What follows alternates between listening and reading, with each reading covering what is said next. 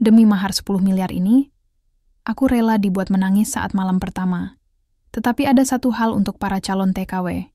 Tidak boleh seperti saya ini, saya terpaksa. Di sebuah desa kecil di lereng Gunung Slamet, Jawa Tengah, hiduplah Irma, perempuan berusia 28 tahun yang setiap pagi membuka warung kopi sederhana di depan rumahnya. Ia bukan hanya menjual kopi dan nasi bungkus, tapi juga harapan. Harapan bagi ibunya yang lumpuh sejak 2 tahun lalu akibat stroke, bagi adiknya yang duduk di kelas 12 SMA dan bercita-cita jadi guru, dan bagi adik bungsunya yang masih duduk di bangku SD, tapi sudah harus membantu mengantar pesanan. Ayahnya, seorang buruh, migran yang pernah bekerja di Malaysia, meninggal 3 tahun lalu karena kecelakaan kerja. Tidak ada warisan, hanya hutang dan kenangan. Kini, Irma adalah satu-satunya yang menopang keluarga. Gajinya dari warung tak cukup untuk biaya rumah sakit, apalagi sekolah. Suatu sore, Pak Haji Darmo, seorang makelar tenaga kerja yang dikenal sering mengirim perempuan ke Timur Tengah, datang dengan senyum lebar dan map coklat di tangan. Ada lowongan Irma, di Arab Saudi. Majikan kaya, gaji 30 juta per tahun. Diberi uang muka 50 juta buat ongkos dan keperluan. Kamu cuma harus bisa masak, bersih-bersih, dan sabar sama orang tua. Irma ragu. Ia tahu cerita-cerita buruk tentang TKW yang disiksa, diisolasi, bahkan diperkosa. Tapi Pak Haji Darmo meyakinkannya. Ini keluarga baik. Majikannya orang Jawa, juga loh. Tuan Badrun Al-Farizi, mantan TKI yang sukses di bisnis minyak. Dia kangen budaya kita, jadi minta pembantu dari Jawa. Bahkan dia mau kasih bonus kalau kamu betah setahun. 50 juta di muka. Itu cukup buat rawat ibunya selama 6 bulan, bayar SPP adik-adik, dan beli generator listrik buat warung. Irma menangis di kamar malam itu, memandang foto ayahnya. Lalu ia mengangguk. Saya mau. Tanpa membaca seluruh dokumen, ia menandatangani kontrak dalam huruf Arab dan bahasa Indonesia yang tidak sepenuhnya ia pahami. Ia hanya melihat angka-angka besar dan janji kehidupan yang lebih baik. 2 minggu kemudian, Irma terbang ke Riyadh. Namun, begitu tiba di bandara, ia tidak dijemput oleh keluarga biasa. Ia dibawa dengan mobil mewah ke sebuah kompleks megah di pinggiran kota. Sebuah istana pribadi dengan tembok tinggi dan satpam berseragam gelap. Dan di ruang tamu besar itulah, untuk pertama kalinya, ia bertemu Tuan Badrun. Lelaki paruh baya, tinggi, berjanggut rapi, berwajah tajam seperti ukiran batu. Matanya dingin, suaranya rendah. Ia tidak menyambut Irma sebagai pembantu, ia menyambutnya sebagai calon istri. Kamu bukan di sini untuk menjadi pembantu, katanya. Duduk di kursi kulit besar. Kamu di sini untuk menikah denganku. Kontrak 3 tahun. Jika kamu setuju, kamu akan mendapat 10 miliar rupiah tunai saat kontrak selesai. Jika tidak, kamu akan dikembalikan ke Indonesia dengan utang 175 juta karena biaya visa, tiket, dan pelatihan. Irma membeku. Tapi, saya tidak tahu soal ini. Di kontrak tidak disebutkan. Kontrak yang kamu tanda tangani menyatakan bahwa kamu bersedia menjadi istri kontrak jika diminta oleh majikan. Itu termasuk dalam klausul pasal 7, bagian C. Jawab Badrun tenang. Dan kamu menandatanganinya. Irma mencoba membantah, tapi tidak ada yang mendengar. HP-nya langsung disita. Ia dikunci di kamar mewah yang seperti sangkar emas. Tempat tidur sutra, kamar mandi marmer, jendela besar yang ternyata berjeruji. Malam itu ia menangis di bawah selimut, memandang foto keluarganya di ponsel yang kini hilang. Ia teringat adiknya yang ingin beli sepatu baru untuk ujian nasional. Ibu yang belum sempat dioperasi. Dan di tengah kegelapan, satu pertanyaan menghantamnya. Apakah 10 miliar itu berarti harus menjual dirinya? Atau, apakah ini satu-satunya jalan untuk menyelamatkan semua orang yang ia cintai? Irma menolak di hari pertama. Ia mengunci diri di kamar, menangis, menolak makan. Tapi Tuan Badrun tidak memaksa secara fisik. Ia hanya mengirim surat pendek lewat pelayan. Jika kau menolak, kontrak kerjamu tetap berlaku. Tapi kamu harus bayar ganti rugi 175 juta. Dan sampai lunas, kamu tidak boleh pulang. Pilihan ada di tanganmu. Tak ada ancaman, hanya kenyataan yang lebih kejam dari benturan. Irma terjebak. Ia bukan tahanan resmi, tapi bukan pula orang bebas. Ia tinggal di istana, megah seluas 5 lapangan bola, namun setiap langkahnya diawasi. HP, paspor, bahkan pakaian dari rumah, semuanya disita. Akhirnya, setelah 3 hari tanpa tidur, Irma menyerah. Ia menandatangani akad nikah kontrak di hadapan penghulu dan 2 saksi. Tidak ada acara, tidak ada tarian, hanya tinta hitam di kertas, dan 1 kalimat. Saya terima nikahmu dengan mas kawin 10 miliar rupiah, dibayar tunai setelah 3 tahun. Tuan Badrun menatapnya, dingin. Ini bukan tentang nafsu. Ini tentang warisan. Keluargaku hanya akan menyerahkan saham perusahaan jika aku menikah secara sah. Aku butuh istri yang bukan dari klan Arab agar tak ada konflik politik.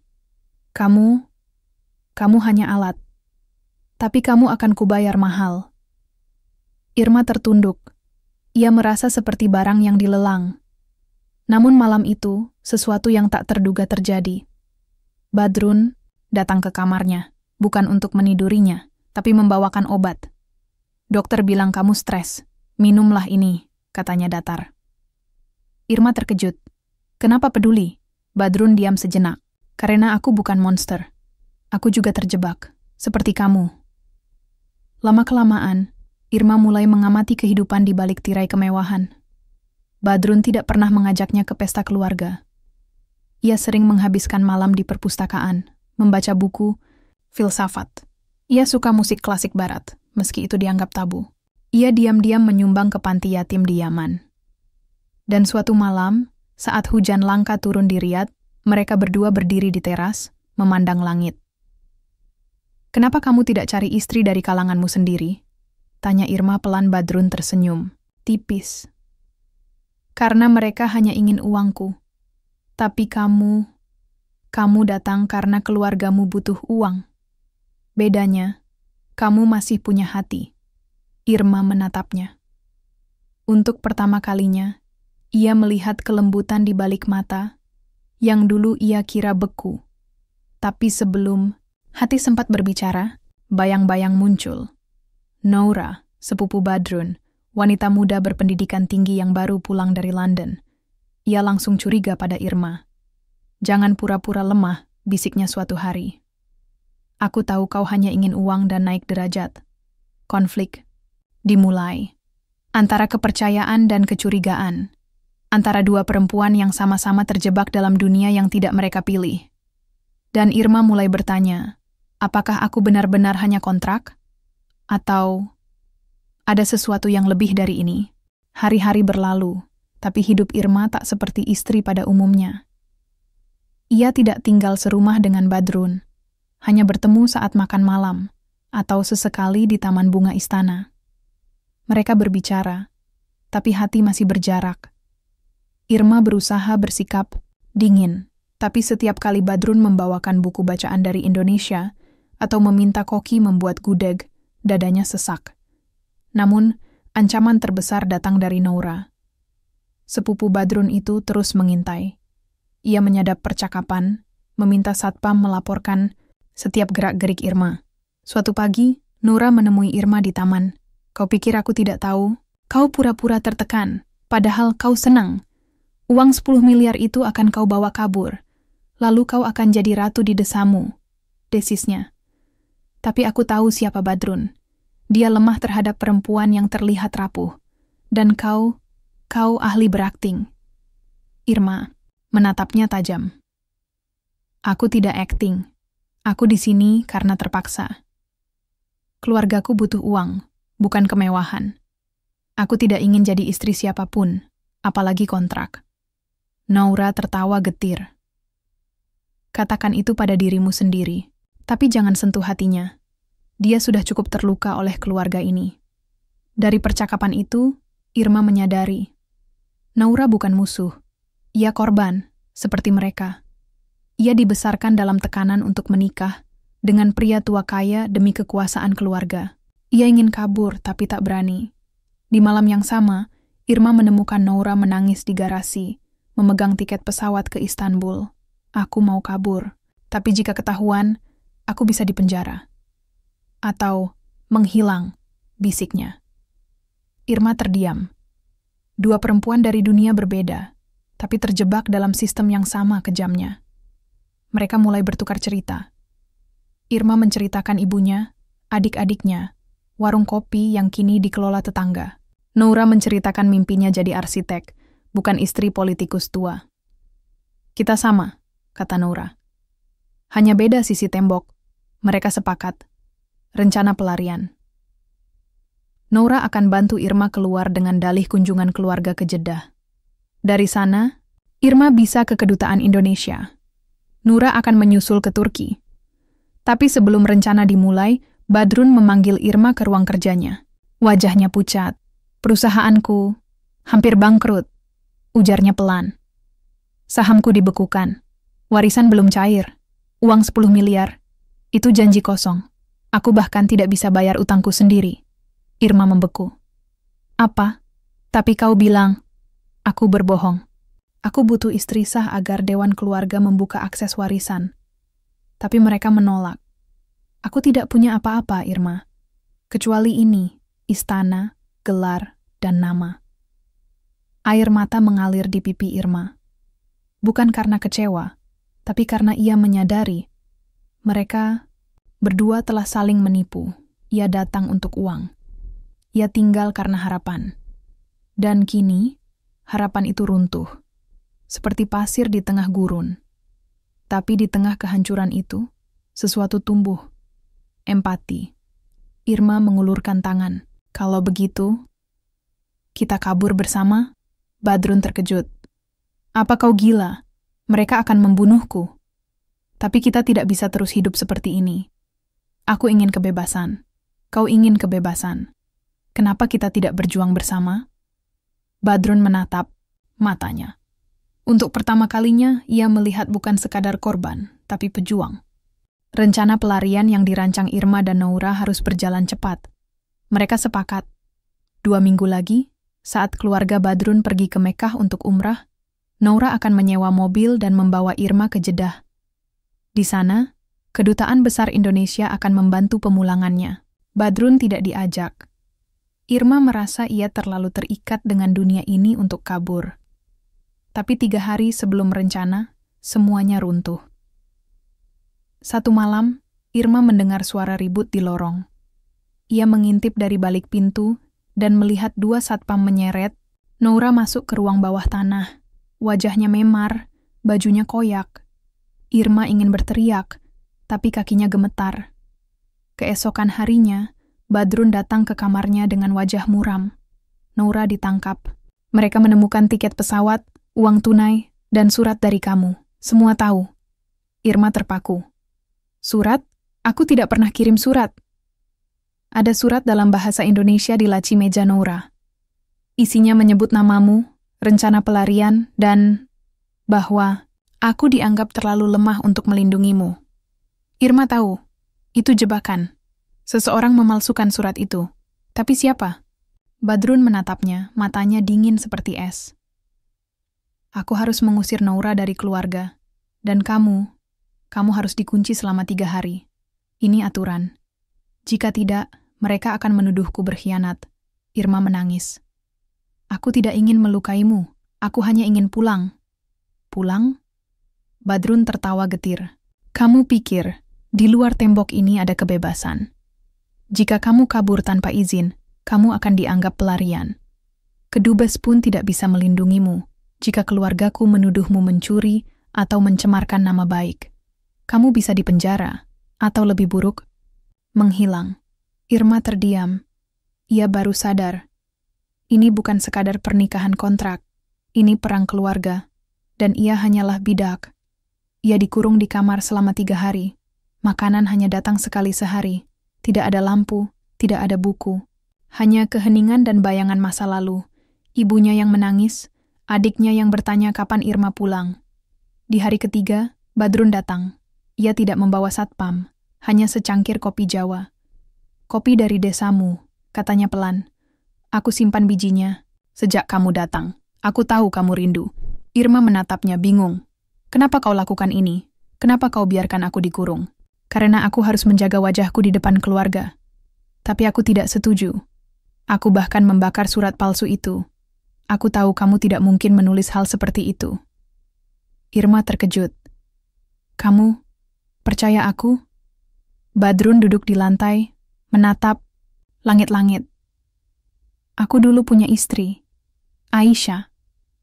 Dia dari suku saingan keluarga. Kami menikah cinta. Tapi keluargaku membunuhnya. Mereka bilang dia mencuri dokumen. Padahal, dia hanya ingin membantuku kabur. Irma menahan napas. Aku selamat karena pura-pura membencinya. Sejak itu aku berjanji. Tidak akan pernah mencintai lagi. Tapi kamu membuatku lupa janji itu. Air mata mengalir di pipi Badrun. Lelaki yang selama ini tampak kejam, ternyata paling terluka. Irma meraih tangannya. Kalau begitu, jangan biarkan sejarah berulang. Bantu aku pergi, dan jika kamu mau, ajak aku pergi bersama. Badrun menggeleng. Aku tidak bisa, tapi aku bisa bantu kamu kabur. Secara diam-diam, tanpa namaku. Tapi kau akan dihukum. Lebih baik aku hancur, asal kamu bebas. Di luar, hujan mulai turun di gurun. Pertanda langka. Seperti cinta yang tumbuh di tempat yang seharusnya kering. Namun, saat Irma mulai berharap, sebuah pesan masuk ke ponsel rahasia Nura yang disembunyikan di bawah kasur. Aku tahu semuanya. Jika Irma kabur, ibunya akan kecelakaan di Jawa. Aku bisa lakukan itu kapan saja. Seseorang yang tahu terlalu banyak. Irma membaca pesan itu. Darahnya membeku. Mereka tidak hanya menguasai Arab. Mereka bisa menjangkau Indonesia. Pesannya terus menghantui Irma. Jika kamu kabur, ibumu akan kecelakaan. Tidak ada nama pengirim, hanya nomor tersembunyi. Tapi Irma tahu, ini bukan ancaman kosong. Keluarga Badrun punya jaringan di mana-mana. Mereka bisa menyewa siapa saja, bahkan di desa terpencil Jawa Tengah. Ia terduduk di lantai kamar, memeluk bantal kecil beraroma kopi yang Badrun berikan. Hatinya terbelah antara kebebasan dan keselamatan keluarga. Kalau ia kabur, mungkin ia selamat, tapi bagaimana dengan ibunya yang tak berdaya? Dengan adiknya yang masih duduk di bangku sekolah? Di hari ketiga setelah ancaman itu, Badrun datang diam-diam malam hari. Ia membawa sebuah map tebal. Ini semua dokumen keluargaku, bisiknya. Transaksi gelap, pencucian uang, penganiayaan terhadap pembantu asing. Aku kumpulkan selama 5 tahun. Aku tidak pernah berani menggunakannya. Sampai sekarang. Irma terkejut. Kamu akan membongkar semuanya? Aku harus melindungimu. Jika mereka menyentuh keluargamu, aku tidak akan tinggal diam. Tapi aku butuh kamu tetap di sini, untuk sementara. Jika kamu kabur sekarang, mereka akan langsung bertindak. Kita harus menunggu momen tepat. Irma menatapnya. Kamu rela hancur demi aku. Badrun tersenyum tipis. Aku sudah hancur sejak Aisyah meninggal. Tapi kamu membuatku merasa hidup lagi. Aku tidak akan kehilanganmu seperti kehilangan dia. Malam itu, untuk pertama kalinya, mereka duduk berdampingan di teras istana, memandang bintang-bintang di langit Riyadh. Gurun yang gelap terasa lebih hangat. Badrun mengajarkan Irma nama bintang dalam bahasa Arab. Irma membalas dengan lagu Jawa, Suwe Ora Jamu, yang membuat mata Badrun berkaca-kaca. Kenapa kamu suka lagu itu? Tanya Badrun. Karena tentang rindu yang tak terobati.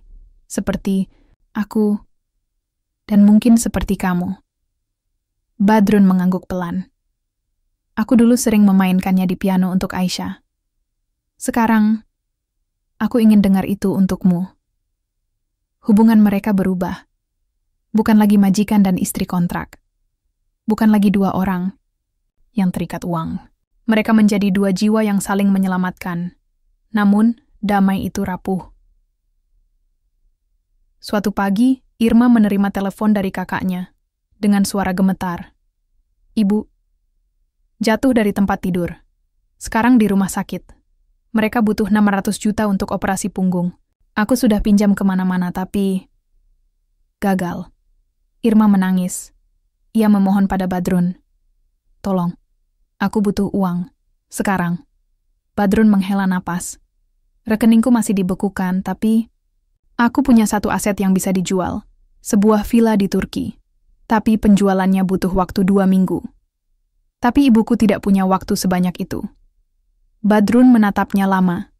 Lalu, ia mengambil cincin keluarga dari leher, emas berlian besar yang menjadi simbol kekuasaan Al-Farizi. "Aku akan jual ini. Meski artinya aku diusir dari dewan keluarga. Tapi ini satu-satunya cara." Irma ingin menolak, tapi Badrun menekan tangannya. "Ini bukan belas kasihan. Ini karena aku mencintaimu. Dan aku tidak akan membiarkan orang yang kau cintai menderita." Sore itu, Badrun pergi ke pasar emas di Jeddah.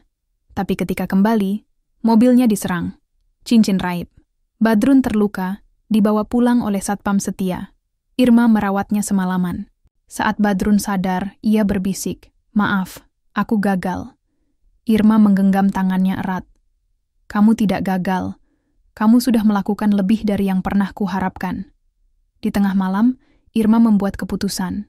Ia membuka laptop rahasia yang diberi Nura sebelum diusir. Ia merekam video. "Saya Irma, istri kontrak Tuan Badrun Al-Farizi. Saya dipaksa menikah dengan janji 10 miliar, tapi itu bohong. Saya dikurung, diancam, dan keluarga saya dalam bahaya. Jika saya menghilang, ini bukan ketahuan." Ia mengirim video itu ke jurnalis HAM di Dubai, ke Kedubes Indonesia, dan ke seorang aktivis perempuan yang dikenal membela TKW API mulai berkobar. 3 jam kemudian, media internasional mulai membicarakan. TKW Indonesia diperlakukan seperti tahanan, dipaksa nikah kontrak oleh pengusaha kaya Arab. Badrun membaca berita itu dari tempat tidur. Ia tidak marah. Ia hanya tersenyum. "Kamu akhirnya melawan," katanya pelan. "Dan aku bangga padamu." Video Irma menyebar seperti api di musim kemarau. Dalam 24 jam, Save Irma menjadi tren di Twitter. Media internasional seperti BBC, Al Jazeera, dan CNN menayangkan kisahnya. Kedutaan Besar Indonesia di Riyadh langsung menghubungi otoritas Arab, Saudi, meminta akses untuk memeriksa kondisi Irma. Tekanan global tak terbendung. Keluarga Badrun panik. Mereka menuduh Irma berbohong, mengatakan pernikahan kontrak itu sah secara syariah, dan Irma menikmati hidup mewah. Mereka bahkan menyiarkan foto-foto Irma di taman istana, tersenyum, seolah-olah semua baik-baik saja. Tapi Badrun menolak ikut berbohong. Di tengah tekanan keluarga yang memintanya membungkam Irma, ia justru mengadakan konferensi pers dadakan di luar pengadilan syariah Riyadh. Dengan lengan masih terbalut perban, akibat serangan di Jeddah, ia berdiri di depan puluhan wartawan. "Saya Tuan Badrun Al-Farizi," katanya dengan suara tegas. "Saya tidak hadir untuk membela nama keluarga. Saya hadir untuk membela kebenaran." Kamera memfokuskan wajahnya yang penuh luka batin. "Ya, saya menawarkan pernikahan kontrak kepada Irma.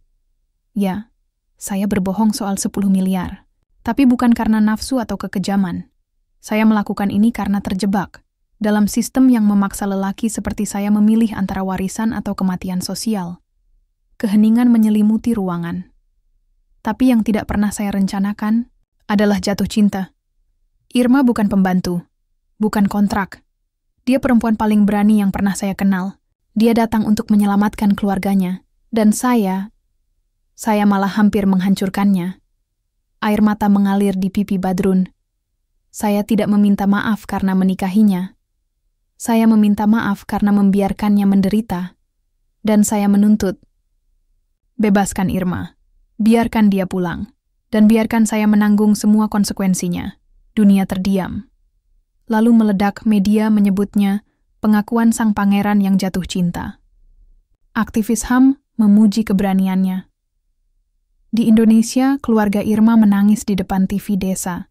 Ibu Irma, meski masih terbaring, tersenyum sambil memegang foto putrinya. Tapi di balik sorotan, ancaman tumbuh. Keluarga Badrun marah. Mereka mencabut semua haknya. Saham perusahaan, akses ke rekening, bahkan izin tinggal di istana. Ia dinyatakan terkucilkan secara keluarga. Namun, Badrun tak gentar. Ia menemui Irma di ruang isolasi yang disediakan pengadilan sementara kasusnya disidangkan. "Kamu akan dibebaskan," katanya. "Aku sudah serahkan semua bukti, termasuk rekaman suara ayahku yang mengakui bahwa mereka membunuh Aisyah." Irma menatapnya, berlinang air mata. "Tapi kau kehilangan segalanya?" "Tidak," jawab Badrun lembut. "Aku kehilangan kekayaan, tapi aku menemukan harga diri. Dan mungkin cinta sejati." Namun sebelum mereka sempat berpelukan, seorang petugas pengadilan masuk dengan wajah pucat. "Ibu Anda, Nyonya Fatimah, baru saja meninggal, serangan jantung. Tapi dokter meragukan karena ada jejak racun di darahnya." Badrun membeku. Ibunya, satu-satunya anggota keluarga yang membela Aisyah dan menentang tradisi kejam itu, dibungkam. Irma menggenggam tangannya. "Mereka tidak main-main. Mereka akan membunuh siapapun yang melawan." Badrun menutup mata, lalu membuka ponselnya. Ia mengetik pesan ke pengacara internasional. "Buka semua dokumen.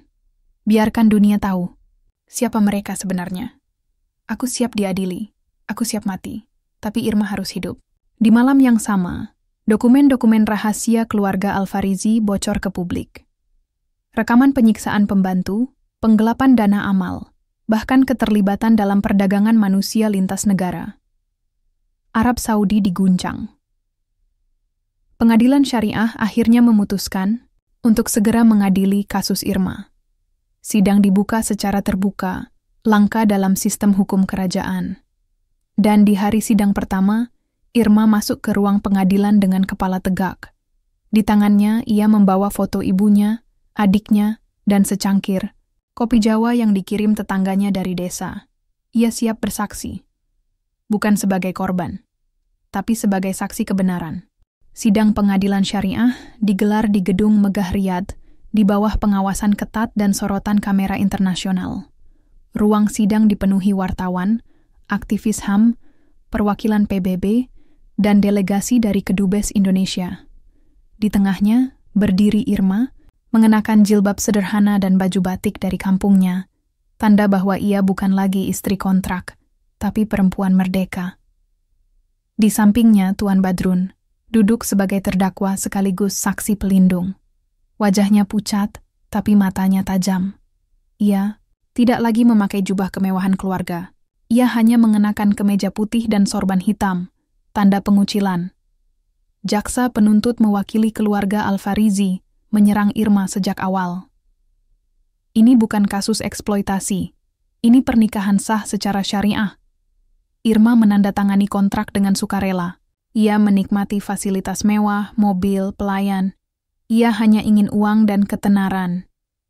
Irma berdiri. Suaranya pelan, tapi tegas. "Saya tidak menandatangani kontrak untuk menjadi istri. Saya pikir saya bekerja sebagai pembantu. Dokumen berbahasa Arab itu tidak saya pahami. Saya ditipu oleh makelar di Indonesia. Dan ketika saya menolak, saya diancam dengan utang 175 juta. Di negara saya, itu sama dengan penjara." Hakim mengangguk. "Apakah Anda dipaksa secara fisik?" "Tidak secara fisik, tapi secara mental?" "Ya.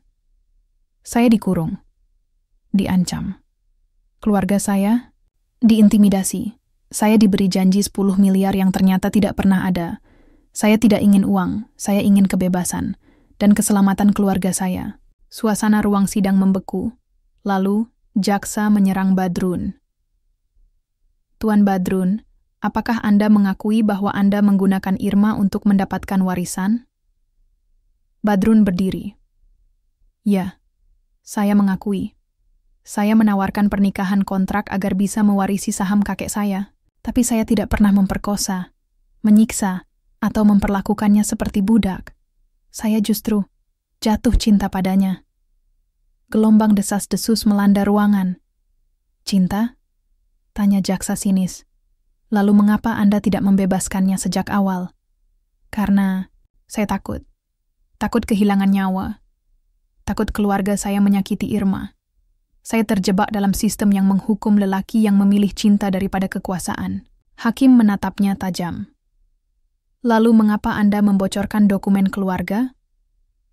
"Karena satu-satunya cara membebaskan Irma adalah menghancurkan sistem itu. Bahkan jika itu berarti saya hancur juga." Tiba-tiba, pintu ruang sidang terbuka. "Masuklah." Noura, wajahnya memar, tubuhnya lemah, didampingi pengacara HAM internasional. "Saya minta izin bersaksi," katanya dengan suara parau. Hakim mengizinkan. Noura membuka jaketnya. Di lengannya terlihat bekas luka bakar dan tato paksa. "Al-Aqila, 7, tanda milik keluarga sebagai pengkhianat. Saya Noura Al-Farizi, sepupu Tuan Badrun. Saya dikurung selama 2 bulan di rumah bawah tanah karena membantu Irma. Saya disiksa. Dipaksa minum obat penenang. Dan saya melihat dengan mata kepala sendiri, Ibu Badrun, Nyonya Fatimah, dibunuh dengan racun oleh dokter, keluarga atas perintah Dewan Senior." Gelombang kejut mengguncang ruangan. Mereka membunuhnya karena Ibu Badrun ingin membongkar kejahatan keluarga. Karena ia ingin Irma dibebaskan. Dan mereka akan lakukan hal yang sama pada Irma jika ia kembali ke Indonesia tanpa perlindungan hukum. Noura menatap Irma. "Aku tidak membencimu, Irma. Aku iri padamu. Karena kamu berani melawan. Aku tidak pernah berani." Air mata mengalir di pipi Irma. Ia berjalan, lalu memeluk Noura erat. Sidang diistirahatkan selama 1 jam. Saat kembali, jaksa keluarga Al-Farizi mencoba menyangkal semua tuduhan. Tapi bukti sudah terlalu kuat. Rekaman kamera pengintai di rumah bawah tanah, dokumen medis racun, dan pengakuan dokter yang ditangkap Interpol. Hakim akhirnya mengambil keputusan sementara. Irma dibebaskan dari semua kewajiban kontrak. Pernikahan dinyatakan batal demi hukum karena unsur penipuan dan tekanan. Tuan Badrun tidak ditahan, tapi kasusnya akan ditinjau terpisah. Keluarga Al-Farizi diperintahkan untuk menyewa pengawal pribadi bagi Irma hingga ia kembali ke Indonesia. Tapi ada satu keputusan yang mengejutkan semua orang. Tuan Badrun dilarang menikahi Irma selama 5 tahun sebagai hukuman moral karena menyalahgunakan sistem pernikahan untuk kepentingan warisan. Irma dan Badrun saling pandang. Bukan keputusan hukum yang membuat mereka hancur, tapi larangan itu. 5 tahun. 5 tahun tanpa kepastian. Di luar gedung, massa menyambut Irma dengan bendera Indonesia dan spanduk. "Irma, pahlawan TKW, Kedubes. Indonesia siap membawanya pulang dalam 48 jam. Tapi malam itu, di kamar transit, Badrun datang membawa sebuah kotak kecil. "Ini bukan uang, ini surat," katanya. "Surat pemberian hak waris dari kakekku yang disembunyikan selama 30 tahun. Aku baru menemukannya. Isinya, jika aku menikahi perempuan dari luar Arab yang bukan untuk kepentingan politik, aku berhak atas 40% saham perusahaan, tanpa syarat." Irma terkejut. "Tapi kau sudah kehilangan semuanya. Tapi aku masih punya ini. Dan aku menyerahkannya ke kamu. Bukan sebagai suami, tapi sebagai saksi bahwa cinta kita bukan kontrak. Dan aku akan menunggumu. 5 tahun, atau lebih. Karena kamu layak lebih dari sekadar 10 miliar. Irma membuka surat itu. Tertulis, "Untuk cucuku yang berani memilih hati di tengah gurun." Pesawat Garuda Indonesia mendarat di Bandara Internasional Jawa Tengah. Di bawah langit pagi yang cerah, seorang perempuan turun dari tangga pesawat. Irma, dengan batik sederhana, tas kecil di bahu, dan senyum yang tak bisa disembunyikan. Di pintu terminal, ia disambut ribuan orang, tetangga, wartawan, aktivis, bahkan pejabat daerah. Bupati datang memberi bunga. Anak-anak desa membawa spanduk. "Selamat datang pahlawan desa." Tapi yang paling ia cari adalah ibu dan adik-adiknya, ibunya. Kini bisa duduk di kursi roda, wajahnya berseri. Operasi berhasil berkat dana darurat dari Kementerian Luar Negeri. Adiknya yang duduk di SMA sudah lulus, dan adik bungsunya kini memakai sepatu baru, hadiah dari donasi publik. Di rumah, warung, kopi telah direnovasi. Dindingnya dicat biru muda, atapnya diganti baja ringan. Tapi yang paling istimewa, di samping warung, berdiri sebuah bangunan 2 lantai, rumah sehat desa, klinik kecil yang didirikan Irma dari sebagian uang ganti rugi hukum dan donasi publik.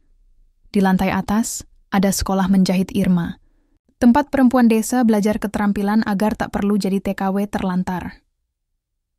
Irma menolak semua tawaran jadi artis, bintang iklan, atau politisi. Ia hanya ingin hidup tenang, mengajar, merawat ibu, dan membantu desanya. Namun, hatinya tidak pernah benar-benar pulang. Setiap malam, ia membuka kotak kayu kecil yang diberi Badrun. Di dalamnya, surat warisan, cincin keluarga yang dicuri tapi akhirnya ditemukan Interpol, dan foto mereka berdua di Taman Istana, diambil diam-diam oleh pelayan setia. 4 tahun berlalu. Irma tetap lajang. Banyak lelaki dari desa dan kota datang melamar, tapi ia selalu menolak. Cinta bukan soal uang atau keamanan, katanya pada adiknya. Cinta adalah saat seseorang rela kehilangan segalanya, hanya agar kamu bisa hidup. Di tahun kelima, tepat pada hari ulang tahun ibunya, sebuah paket tiba dari Istanbul.